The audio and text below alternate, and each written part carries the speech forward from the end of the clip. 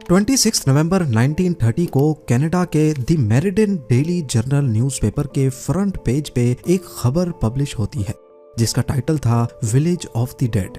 इस खबर ने पूरे कनाडा में खौफ की लहर दौड़ा दी क्योंकि नॉर्थ कनाडा में एक पूरा कबीला रातों रात बिना किसी निशानात के कहीं गायब हो चुका था। ज़ेम टीवी की वीडियोस में एक बार फिर से खुशामदीद। नाजरीन, नॉर्थ कनाडा के दूर दराज इलाके में मौजूद ये है एंजिकोनी लेक, जिसके किनारे पर एक छोटी सी बस्ती में एस्किमो नामी ट्राइब रहता था। इसमें करीब 100 से 150 लोग रहते थे जो इस लेक से मछलियां पकड़कर अपना गुजारा करते थे। ये नॉर्थ कनाडा का वो एरिया है जहां हजारों नहीं बल्कि लाखों स्क्वायर किलोमीटर्स के एरिया पर सिर्फ चंद हजार लोग ही बसते हैं और इसकी वजह यहाँ का सख्त तरीन मौसम है। एंजिकोनी लेक में मछलियों के अलावा आसपास के एरिया में दूसरे जानवरों का शिकार भी होता है और इसके लिए कई शिकारी यहाँ आते रहते हैं। ये नवंबर 1930 का एक ठंडा तरीन दिन था। जो लिबेल नामी एक शिकारी इस इलाके में शिकार के लिए आया। शिकार में वो इस कदर बिजी हो गया कि उसे पता ही नहीं चला कि कब अंधेरा हो गया। उसके जहन में एक आइडिया था कि वो पहले की तरह लेक एंजिकोनी के किनारे एस्किमो नामी कबीले में जाकर रात गुजार लेगा।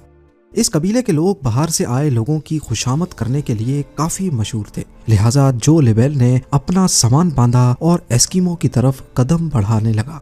ये एक चांदनी रात थी, लेकिन दूर दूर तक बिल्कुल खामोशी छाई हुई थी। ना ही कोई शख्स नजर आ रहा था और ना ही किसी की आवाज। वो सिर्फ अपने कदमों की आवाज सुन पा रहा था।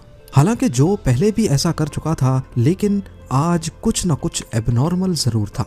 वैसे नॉर्मली वो जब भी उस बस्ती के करीब पहुंचता तो कुत्तों के भौंकने की आवाजें आने लगती थी, जो कि बस्ती वालों ने ही पाल रखे थे। लेकिन आज के दिन बस्ती के करीब पहुंचने पर भी सिर्फ वीरानी और सन्नाटा था। ये सब महसूस करते हुए जो ने अपने कदमों की रफ्तार को बढ़ा दिया। उसको लग रहा था कि शायद गांव वाले सो रहे हैं या फिर कहीं गए हुए हैं। अब दूर से ही वो बस्ती के खैमे भी देख पा रहा था, जिनमें से धुआं उठता हुआ भी दिखाई दे रहा था। लेकिन करीब पहुंचने पर भी उसको किसी की आवाज सुनाई नहीं दी। फाइनली जब जो लिबेल बस्ती में दाखिल हुआ तो वो ये देखकर हैरत ज़दा रह गया कि यहाँ पर ना कोई इंसान है और ना ही कोई जानवर। पर जो के लिए हैरानी की बात ये थी कि कुछ घरों के ऊपर से धुएं उठते हुए दिखाई दे रहे थे कि जैसे इनके अंदर कोई मौजूद हो। वो रैंडमली एक खैमे में गया, लेकिन वहाँ भी कोई मौजूद नहीं था और ऐसा ही हाल सारे खैमों का था। शायद जो ये सारा मंजर देखा अनदेखा करके वहां से चला जाता, लेकिन एक चीज ऐसी थी जिसने जो को और ज्यादा परेशानी में डाल दिया।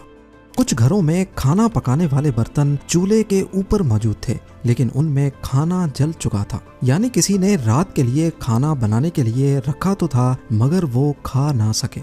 यहाँ तक के बस्ती की औरतें जो कपड़े सिलाई करती थीं, वो कपड़े भी वहाँ मौजूद थे और सुई में धागा भी डला हुआ था।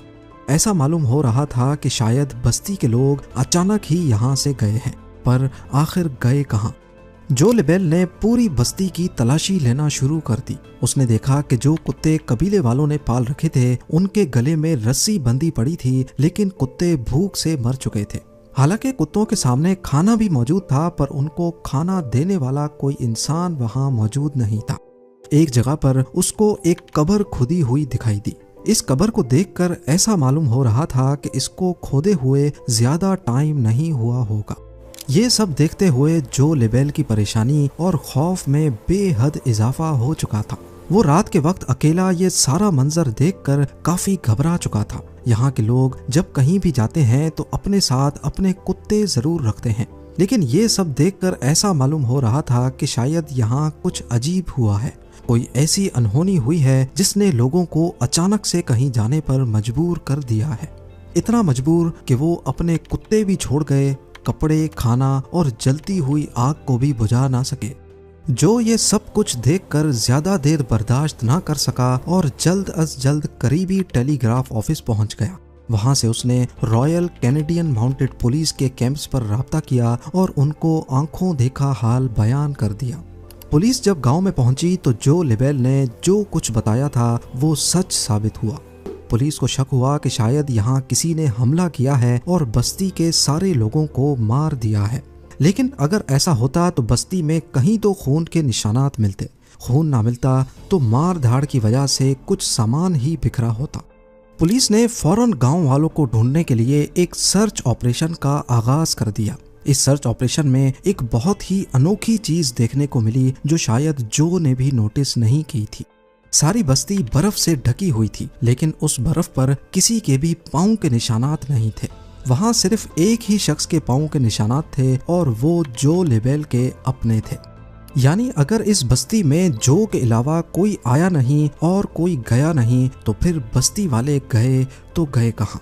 लेक के ऊपर भी बर्फ जमी हुई थी और बस्ती वालों की कश्तियां जमीन पर खड़ी थीं। क्योंकि इस मौसम में मछलियों का शिकार नहीं होता, इसी वजह से कश्तियों को जमीन पर खींचकर पार्क कर दिया जाता था। अगर तो बस्ती वाले लेक में तैर कर कहीं जाते या उनको किसी ने मारकर लेक में फेंक दिया होता तो लेक के ऊपर बर्फ की लेयर कहीं ना कहीं से जरूर टूटी या बिखरी हुई होती। पुलिस को इन्वेस्टिगेशन में ये भी मालूम पड़ा कि ये लोग जो के यहाँ आने से 8 दिन पहले ही गायब हो चुके थे, क्योंकि कुत्तों की मौत 1-2 रोज भूखा रहने की वजह से नहीं होती और घरों से निकलने वाला धुआं इस बात की निशानी थी कि इनको यहाँ से गए ज्यादा अरसा नहीं गुजरा, क्योंकि ये वो धुआं था जो लकड़ियां बुझ जाने के बाद भी काफी देर तक निकलता रहता है। पुलिस वालों के सामने ढेर सारे सवालात थे, लेकिन जवाब एक भी नहीं। कई महीनों के सर्च ऑपरेशन के बाद पुलिस ने आखिरकार इस केस को अनसॉल्व का ठप्पा लगाकर हमेशा हमेशा के लिए बंद कर दिया और वक्त के साथ साथ लोग भी इसको भूल गए। इस वाक़े के 50 सालों के बाद 1984 में रॉजर बोर और निजेल ब्लंडल नामी राइटर्स ने एक आर्टिकल लिखा और इस पूरे मामले को एलियंस से जोड़ने की कोशिश की।